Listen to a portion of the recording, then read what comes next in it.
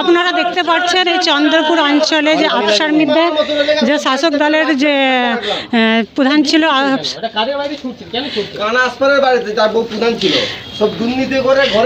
দেখতে পাচ্ছেন এরকম তারা বাড়ি ঘেরাও করেছে আফসার মিদ্দার বাড়িতে, এরকম যে ডিম ছুটছেন, কেন ছুটছেন এই যে দেখছেন। এই বাড়িতে কাউকে নেই, এখন রাগ ঠান্ডা করার লেগে ডিম মেরে নিজের রাগটাকে নিজের মনের মধ্যে ঠান্ডা করলাম। এই ডিমটা কি কালকে ওবিসি ম্যানেজের উপর মারা হয়েছিল সেই ডিম?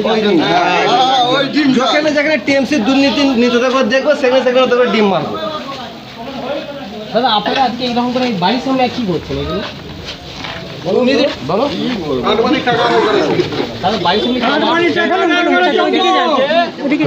পার্টি অফিসে বম বেঁধে মারা গেল আমার ছেলেটা, তাকে নিয়ে হসপিটালে গেল। কোন হসপিটালে গেল আমাকে জানালো না, সেখান থেকে নেনে মাটিতে দিল, সেটাও আমাকে সব জানালো। এই ছেলেকে অফিসের মধ্যে 4 জন ছিল, মহরম আমার ছেলে, আর মোহাম্মদ মোল্লা, শেখ তোমার মইনুর, আর জওহরলাল মোল্লা, 3 জন ইঞ্জর, 1 জন সে জেলে আছে মইনুর, আর আমার ছেলেটা মারা গেল। তাকে জবরদস্তি তুলে এনে বম বেঁধেছে পার্টি অফিসে বানাতে, ছেলেটা আমার মারা গেল। মারা যাচ্ছে, আমাকে কোনো রকম জানালো না। এ শালা এত বড় শালা মির্জাপুর, ওই জন্যে শালার হালটা এরকম হয়েছে। আর যত এলাকা থেকে পয়সা তুলে জবরদস্তি জোর দিয়ে সব তুলছে। আপনারা কি চাইছেন এখন? এখন কি চাইছি, ওর যেন সাজা হয়।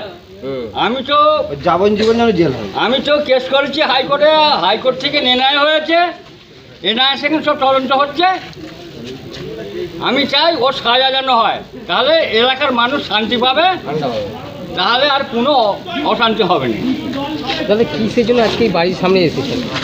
এখানে চন্দ্রপুর অঞ্চলে বহুত গরিব মানুষ আছে, 28,000 টাকা করে এক একজন পেয়েছে, তার থেকে 20,000, তার থেকে 15,000, তার থেকে 25,000 টাকা করে নিয়েছে। আমি আমার ঘরে বাবুসরা হাসপাতাল থেকে নিয়ে নেতৃত্ব করে আমার ঘর থেকেই 30,000 টাকা নিয়েছে। এরকমভাবে বহুত মানুষকে গোলা যন্ত্রণা করতে পেয়েছে। হাসপাতালের নেতৃত্ব সব কিছু করে আলাদা করেছে, গোড়াও করেছে, অত্যাচার প্রচুর হয়েছে। আমার ঘরটা দেখলে না বলবো, কালকে মিডিয়াতে কালকে গিয়েছিল আমার বাড়িতে, এমনভাবে বসবাস করতে পারছি না। এই বাড়িটা পুরো সংকীর্ণ হয়ে পড়ে আছে, সেটা পুরো তোলাবাস সরকার। আপনারা কি চাইছেন দাদা এখন? আমরা চাইছি যে ওনার শাস্তি হোক, আর গ্রামের যে গরিব মানুষ আছে সেই সব পয়সাগুলো যেন ফেরত পায়। যেন এইটা আমরা বিজেপির কাছে প্রার্থনা করি, যেন আমাদের সুন্দরভাবে যেন পয়সাটা যেন থেকে পুলিশ প্রশাসন থেকে যেন পয়সাটা আমরা ফেরত পাই, যেন গরিব মানুষ, এইটা আমরা আশা রেখেছি। আপনার নাম? দাদা আপনি আজকে ডিম ছুঁড়লেন কেন? আপনারা এই বাড়ির সামনে ডিমটা ছুঁড়লেন কেন? ডিমটা ছোড়ার কারণে সামনে তো পাচ্ছি না, আমার বাড়ির সামনে কাউকে পাচ্ছি নি।